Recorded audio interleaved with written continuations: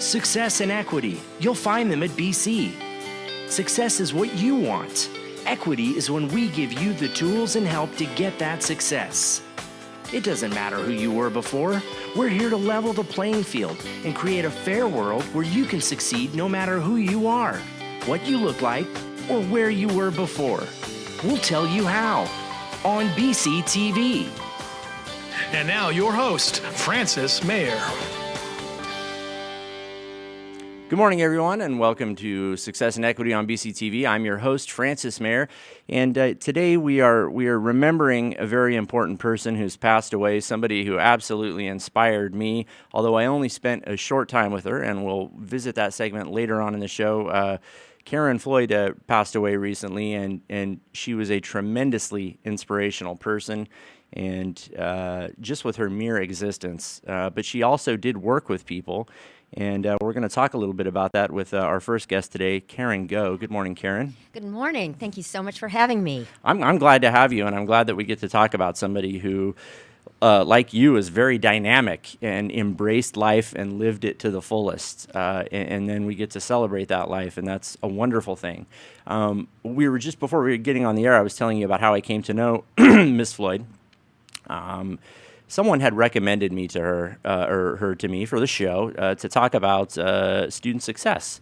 And lo and behold, she comes on the show, and I absolutely wasn't prepared for what she told me. So Karen, she started her family rather young, and she had a passion for education, but she knew that she had to take care of her children. It would have been difficult for her to go to school full-time, impossible, actually. So what she did instead was she took essentially a class or two a semester for 20 years.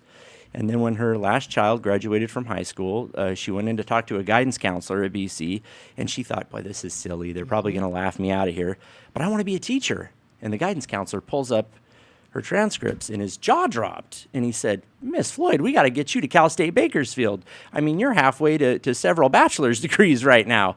And over a period of years after that, she got a master. Well, she obviously got a bachelor's. She got a master's and ended up getting a PhD from Claremont McKenna. Francis, you mentioned the word student success in connection with Karen, and that's what Karen was about. She loved students, she loved education, and knew that there was a connection right there. And you also said passion. That's how we all saw her in the community, as being a woman of passion who deeply loved our community and deeply loved education. No, you're absolutely correct, and she saw how it could change lives, and I know that's something that you believe in as well. And speaking of giving back to the community, we're going to jump into your story a little bit. I just found out, actually, that you came back to us, that you had gone to New York, you'd left Bakersfield, and went to New York and had a successful career in publishing, and then decided to come back home to take care of your mother. But let's go back to the beginning. How important was education to your trajectory? And it's been an amazing one. Education was always valued in our family, and I ended up going to the University of Southern California, undergrad and grad, and becoming a teacher, Go a music Trojans. teacher. Go Trojans. Came back to Bakersfield and taught here. But I had a mentor during my college years who invested in my life, and she was invited to be at a national conference where she gave me a little portion of her program. What a generous thing to do. She didn't have to do that. She didn't have to do that at all. Here I was, just a peon, and here she is, world renowned, actually.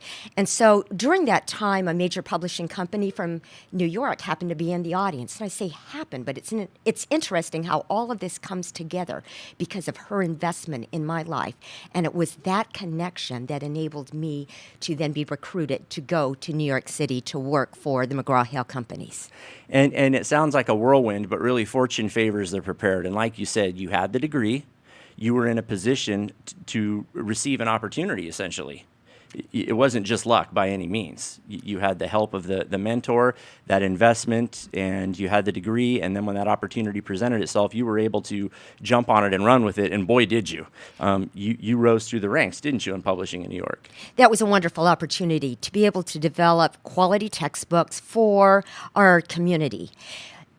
By really seeing that education is the gateway to a better life, we Karen Go, Karen Floyd, we've invested our lives in education and in serving others. And so in so doing, that's what enabled me to be successful at McGraw-Hill, having a lot of people come alongside me and support me and then working as a team.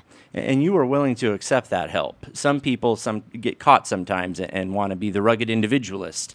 And we don't have to do that, do we? I was always thrilled to have people who were smarter and had more expertise around me. People would say, Karen, what's the secret of your success? And it was that I would surround myself with people who really knew their topic and could provide that expertise, and then together in collaboration we could make a substantial difference. No, that is a very definition of teamwork, and that's the exciting thing about working at Bakersfield College or even being a student at BC. Generally speaking, if you can think up a question or a need, there's someone on campus who has dedicated their life to researching and studying that, and they'll have the answer for you. That's definitely a fun thing about being on campus, Karen. While you were in New York, a lot of things happened, not just your ascent through the vice presidential ranks in publishing and living the big city life, which I'm sure was a tremendous change from Bakersfield, but you were also in New York for arguably one of the most influential events of my lifetime anyway. Yes, Francis, on that September day, I went to my office. It just was a normal day, and I was called to an office by my assistant, and she said, let's go to this window. A plane has crashed into the World Trade Center. And I thought, well, perhaps a horrible mechanical failure. But as we stood there and watched the second plane go in, we knew that our world would never be the same. But it was during that time that I got to see how similar we are on the inside. When everything is stripped, when money, power is all stripped, on the inside, we're all the same. I also came to realize how short life is and that we need to invest today in people, in making a difference, because we might not have that opportunity. 3,000 people perished that day, including many heroes who rushed in to help them. But all of us were able to take something away from that tough experience. And for me, it was that there was an opportunity to give back to our community, to serve others in a way that I had never served before. It lit a fire in you, essentially. And your mother became ill sometime later, and you did come back to Bakersfield, didn't you? Yes, I came back to be with her during her final days. And during that time, I became involved with Garden Pathways, a nonprofit that mentors and educates children, young people, and adults to build productive lives, working with some at-risk individuals. During that time, I got to see how an investment in a person's life could change the future of a family forever. And the board of directors asked whether I could consider coming back from New York and moving here to be the executive director of Garden Pathways. And this wasn't just a job. This is an investment of love. I read about a study recently I think it was in Canada, about people essentially fostering at-risk convicts after they were released from prison. And the success rate was very high compared to other sorts of supervision. But it did involve a love and an investment and a care, and that's what you've done at Garden Pathways. What sort of change was that? I mean, I assume that there was a lot of prestige and essentially cash it in prestige in the position that you had in New York City. Was it a big transition for you to come home, or were you just filled up by the ability to give back on a retail level and help people? Francis, I knew that it was going to be a transition, and I decided I would never make that comparison of leaving the city and coming back here personally. I knew what I was getting into. But as I started weighing this decision, it took a while to make this decision, I thought about the value of life. And how can you compare that to a $500 pair of Prada shoes versus investing in a life, transforming a life by making changes from the inside out. And that's what we are about at Garden Pathways, is working on the inside. When you're able to transform the inside, then the outward changes. And so we help move people towards educational advancement, employment, family stability, self-sufficiency, healthy living, and then ultimately improve quality of life. But starting with that educational piece, which we know is the gateway to a better life, we get to invest in children all the way to, just as you mentioned, those who have come out who are in the justice population, making a difference, changing the future, not of one person, but it multiplies and changing the future of families, neighborhoods, and then ultimately our community. Like, Karen Go, you have just sold me 110,000%. We deserve you. We deserve you. People in this town work very hard. We feed the nation, we fuel the nation, and there are some things if you follow the Men's Health polls about the quality of life here. And I think it's incredible that you were addressing those things. I think that they're difficult to grasp. They're not tangible sometimes, and I'm very impressed that that's what you want to fix in our community, because there are a lot of good people here, aren't there? This is a fantastic community. We have wonderful people. We're unique people. We choose to live here because we want to be surrounded people who are productive and friendly, helpful and good to one another, people who love easily, give generously, those who work with great energy and enthusiasm, which we really do. We have such good work ethic here, and those who pray fervently for our community. And that's what we have. It's a special and a unique community. Karen Floyd was one of those people. But boy, was she. Absolutely. A huge, huge loss to her family, a huge loss to the community, but I don't know that we can measure what she gave us. I know I've been reading a lot about her in the last 24 hours, including things you've sent me, and different entities in the community certainly recognized her with awards, but I think that the dividends and what she invested in this community will continue to pay off for years to come. What you've said some things about what you see that needs fixing and what you're addressing with Garden Pathways, but you're actually pursuing a higher platform from which to enact change in the community, aren't you? I am. I believe in the great people of our community, and so I want to take what is so good about our community, work together, and make it even better. But better not just for a small group, but better for all. How do we maximize the potential for all people in all parts of our city? And so that's why I am running for mayor of the city of Bakersfield. And that's exciting. I am very excited to hear that. I was excited before, but in speaking to you right now and hearing you talk about fixing the inside, boy, you have tapped into something. That is a bold statement to make. I don't think that that's a traditional thing that people say in politics. At least I haven't heard it enough to become deaf to it.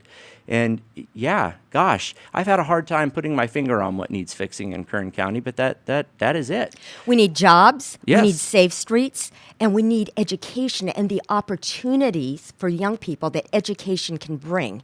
And we love our children, and we know that education is the gateway to a better life. And so I would challenge the people of Bakersfield, let's all join together and make our educational system the best it can be, the best in the state. Why not? But let's make it the best for all people, all from public schools to private schools, home schools, preschools, all the way to Bakersfield College and beyond. Why not? Rural, right here in the city. But let's do that together. We need business to join in that. It's not just educators. We need parents. We need all of us to join together to make our community an even better place. I completely agree with you. This is a smart community as well. We need engineers in the oil industry. We need scientists in agriculture, and there's no reason why it can't be our kids, is there? None at all. So let's have this city that's teeming with commerce, with lively arts, with production, with beautiful, safe streets and neighborhoods where there is unity and where there is efficient government that's responsive to the people. Well, I am struggling not to call you Mayor Go. This is you're not going to just cut ribbons. This is you feel deeply about enacting this change, and I feel energized by it. I'm thrilled that you're running. I'm very excited by this. Mayor Hall's done a wonderful job. He loves the community, and I'm sorry that he's retiring, but I'm excited that it's opening the door for an opportunity for you. Mayor Hall has served with his heart. He's given so much to this community, and bravo, and thank you, Mayor Hall. Absolutely, and good luck to you. Thank you for coming on today and helping me celebrate Miss Floyd, and thank you for sharing this good news with us. I'm very excited that you're here to stay, and I'm glad that you made a decision to come back home and give back. Thank you very much. And let's all carry on the legacy that Karen Floyd has left us. Let's make Bakersfield an even better place for all. Yeah, we can do it. Absolutely. I don't know about you, but I'm inspired right now. That was invigorating and exciting. And it was nice to hear someone with political aspirations speak honestly about feelings and what's inside of people, because that absolutely reflects what comes out of them. I think we all know that. Stick around and don't go anywhere. We've got more success and equity coming up next.